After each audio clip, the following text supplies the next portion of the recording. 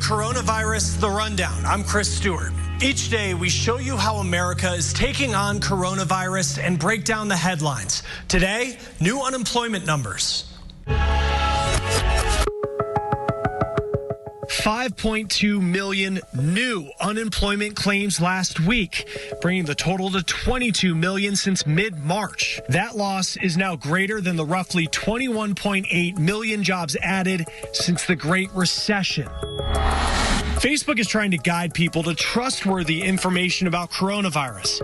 It says it's telling people when they've interacted with misinformation and sending them to the World Health Organization's myth-busting website. Facebook says it flagged 40 million coronavirus-related posts in March. Farmers dumping out milk and destroying crops as coronavirus turns the market upside down. But the USDA says help is on the way. Secretary Sonny Perdue says direct payments will go out very soon to specialty and commodity farmers and dairy and livestock farmers. Now, we mentioned those historic unemployment numbers. Alicia Nieves found money to pay benefits is running low in some states. The unemployment rate in the U.S. continues to climb as COVID-19 continues to plague the country. The latest data shows 5.2 million Americans filed for unemployment last week, bringing the total to about 22 million jobless claims since the pandemic began. 8.4% of the civilian labor force has now applied for or is already receiving unemployment compensation benefits.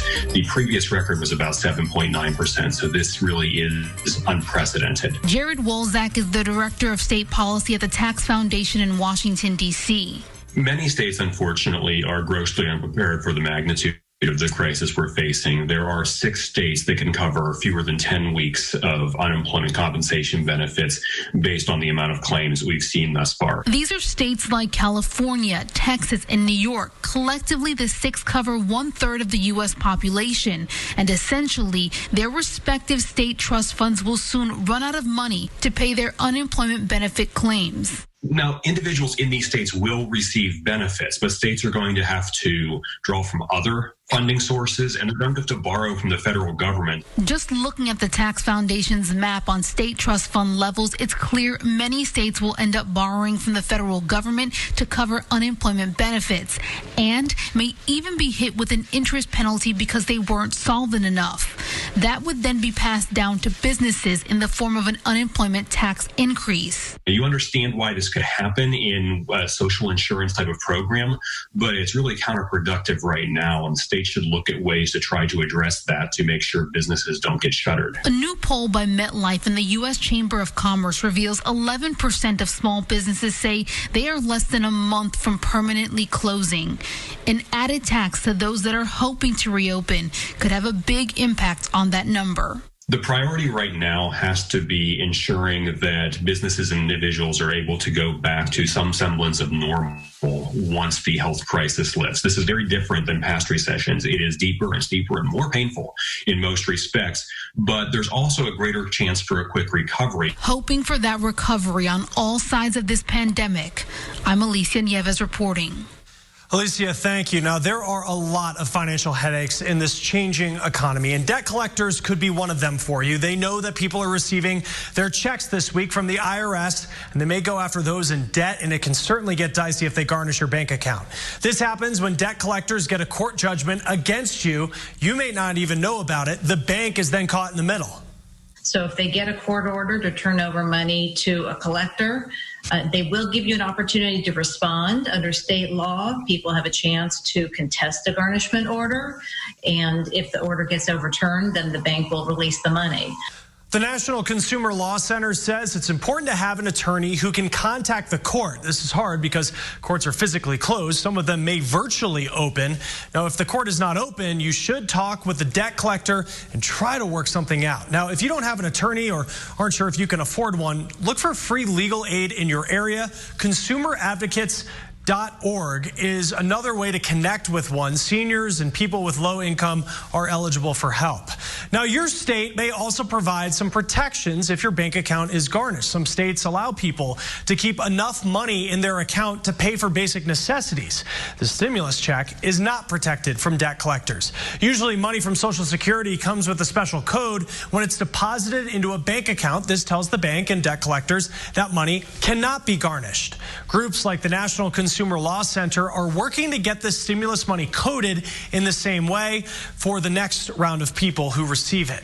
Now, as dozens of companies try to develop a vaccine for coronavirus, a handful are moving into a new phase. Maya Rodriguez with a company that says its vaccine is ready for human testing. Scientists and researchers working toward a coronavirus vaccine know the stakes are high. Ultimately, the showstopper will be obviously a vaccine where you can vaccinate people and you won't have it. Millions of lives potentially hang in the balance. I think at the end of the day, people are talking about needing to immunize everybody globally. Dr. Gregory Glenn heads up research and development at Novavax, a Maryland-based pharmaceutical company that previously developed a vaccine for Ebola. We first met with Dr. Glenn in early February when Novavax believed it had developed a potential vaccine for the coronavirus. Researchers were preparing to start testing it in animals, about 20 variations of it. I think it's helped us narrow it down from the 20 constructs to one we like. It's stable, very productive in manufacturing, and now we see that it makes functional immunity, and so that's been a big milestone for us internally. And now that one version of their vaccine is about to enter a new phase, human trials, taking place in May with 120 people in Australia. In Australia, it happened that they have a fairly efficient approval system. We have, good trial sites. We actually did this with Ebola. That human testing is expected to last through the summer.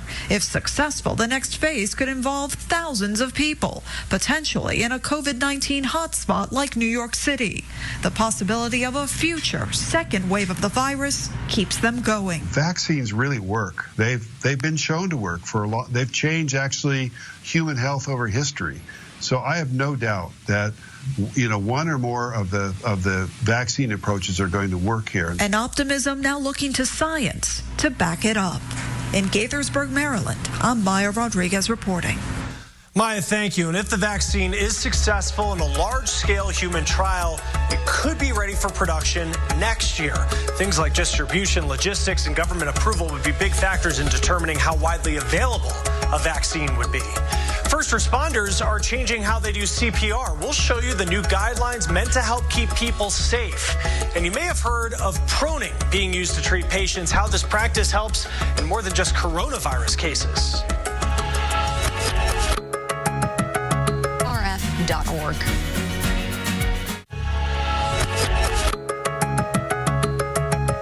Doctors are using a common technique to help coronavirus patients breathe a little better called proning. It involves doctors turning patients over onto their stomach. They say this is supposed to relieve pressure on the patient's lungs and give the lungs more oxygen. When patients are being ventilated in the supine position, when they are on their back, there are a lot of areas of the lungs that are dependent, and those parts of the lungs tend to kind of partially or slowly collapse. Dr. Majid Kobateri tells us that this is being done almost routinely on coronavirus patients. It's usually done if there's no improvement in breathing. And studies show that proning helps patients get off ventilators faster, and they usually have a lower risk of death. Doctors say, though, proning isn't always necessary. Most patients with coronavirus do not require invasive mechanical ventilation, do not require intubation, do not require prone ventilation. Most of them would recover without the need for that. Before coronavirus, proning was used on other patients who had difficulty breathing, usually those with acute respiratory distress syndrome, as well as severe cases of the flu. Doctors at hospitals around the country are still figuring out just how long a patient should be on their stomach and whether proning is helpful for coronavirus patients without severe symptoms. Now, the virus is changing how first responders perform CPR. Kai Beach shows us the new guidelines meant to protect everyone. Well, I think COVID's impacted first responders with everything. So yeah, definitely CPR is one of them. So we have goggles, N95 mask, protective gown, gloves. That's a little bit more than what we would have before. Justin Fleming is the fire captain for EMS with the Huntington Beach Fire Department. He's worked in this industry for almost 20 years, and he's never seen anything like the COVID crisis. And I've been through Ebola and SARS and a myriad of different things that have come through. This by far is the most challenging. To keep safe, Fleming and his staff are now taking extra precautions, especially when it comes to CPR. That includes wearing more personal protection equipment and having dispatch screened if anyone is or was sick before responding to a scene. Some of the procedures that we do are a little bit, we kind of try and do them a little bit more quickly for safety. We also utilize HEPA filters, which are high efficiency particulate air filters that we use on top of the breathing tubes, and that helps filter the virus. That is something that was part of our normal protocol. To help lower the risk for COVID-19 transmission, the American Heart Association has issued a new set of temporary guidelines for first responders performing CPR. These include special consideration for transport of patients who may have COVID-19, performing in airborne infection isolation rooms, and personnel using respiratory protection. The AHA is also offering guidance for the general public, telling people to perform hands-only CPR and to cover both their and the victim's nose and mouth before pressing hard on the center of their chest. Fleming has faith in first responders during this crisis. Moving forward, he wants to develop safety procedures for the long haul while reducing the risk to exposure. This virus, it may change everything. We really are kind of still at the beginning of this, in the sense of how this is going to impact emergency medical services for the coming years. I'm Kai Beach reporting. Kai, thank you. Now, if you do come across someone in public who needs CPR, doctors say call 911 and leave it to the professionals. The World Health Organization is warning drinking alcohol could increase your risk of getting coronavirus. Points to alcohol weakening the immune system. The WHO also warns that alcohol and isolation could pose a risk to people with mental health challenges. People and organizations are doing what they can to get on a path to normalcy. Our partners at Newsy show us a woman's idea to help make sure all healthcare professionals have masks. My name is Christina Hedrick, and I live in Arlington, Virginia. I am on the leadership team of the Million Mask Challenge. When I heard about the lack of supplies of personal protective equipment all over the country, I started thinking weeks ago, as did other friends and acquaintances, about what we could do about it. 48 hours later, we had a website, a Facebook community. Now we have 1,300 volunteers. This one is also a basic mask, but it has ties. We currently have about 95,000 requests for face masks. So we hope that people will sign up, get out their sewing machine. We have patterns up on the website. People make the masks, volunteers then deliver them to the hospitals. People drop off, pick up, and no one's within 6 feet of each other. Wearing a face mask in public, at least for the time being, is a totally normal and acceptable thing to do, and it's actually a show of community and support, and that we're all in this together. We want the people who are on the front line to feel that people are supporting them and have whatever supplies that they need in order to be safe and to do their job. And every single mask was wanted, needed, and showed somebody that somebody cared about them. And so every single mask made a difference. Great stuff there. And an artist is using his craft to send a message, how everyone can make an impact right now. Why he says this could be the chance to make a real difference. Indie home experts at theindychannel.com.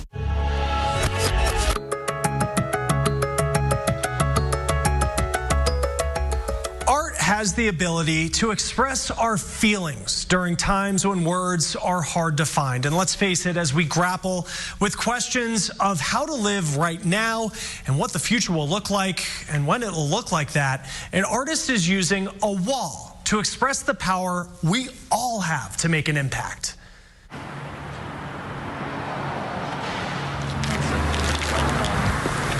Isolation. Much of the concept focuses on being alone, distant, on what we can't do right now. I think everybody's been experiencing this, just like the disruption of this idea of the future. And so we're all kind of forced into this present moment. Joseph Pope III wants you to see it differently. When I was struggling with all of this anxiety, I found this hopeful thought that, you know, of all the times that we want our voices to matter, of all the times that we want an individual say in the matter, we don't feel like we get that, and a lot of us don't. He turned this Denver wall into a message about the power isolation can have. And I just kind of wanted to invoke the sense of what 6 feet looked like, literally. Showing the impact we can make together while living apart. We have to ask ourselves every day, can we do it and how can we do it? And what does it take and what are we learning every day about the people that are out there risking their lives and how we can get everything back on track in a way that's better for everybody. Joseph is a musician. He's been part of chart-topping hits as a member of Nathaniel Rateliff and the Night Sweats. They were in New York when coronavirus cut their tour short. What was happening in New York City, we know now, was the 2 weeks before when so many people were likely exposed that didn't know, and I felt like I was coming home from the future a little bit. I've been reading about Italy and what the doctors there were begging us to do. I wear a mask because it's the right thing to do, but it's also the right message to send to our community out there, to our workers on the front lines, that we're taking this seriously, that we are going to do anything we can. Any recommendation they give us that we can follow, I think we should. I think we owe them that respect. So he hopes anyone seeing this from their window or as they pass by doesn't see it as just a suggestion. I just want to express that we have an opportunity to share our voice with our actions in a way that we might not ever get again. But as a call to arms for now and the future. This flatten the curve, the idea, I really believe that we can have an impact. And if we can do this, what else can we accomplish? Art can be so powerful in moments like this. Now, a Make-A-Wish child got the visit of her life after coronavirus canceled her trip to Scotland. We brought Scotland to you. Yeah, this one's pretty cool. We'll show you the surprise that nobody was expecting.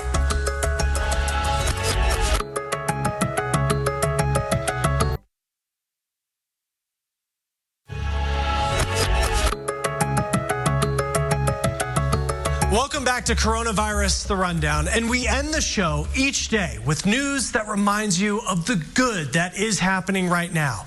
And today, a team effort to surprise a Make-A-Wish child and her family while most wishes are on hold right now during this pandemic.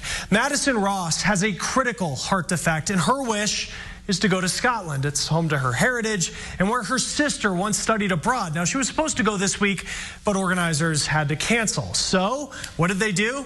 Well, they brought a taste of Scotland to her.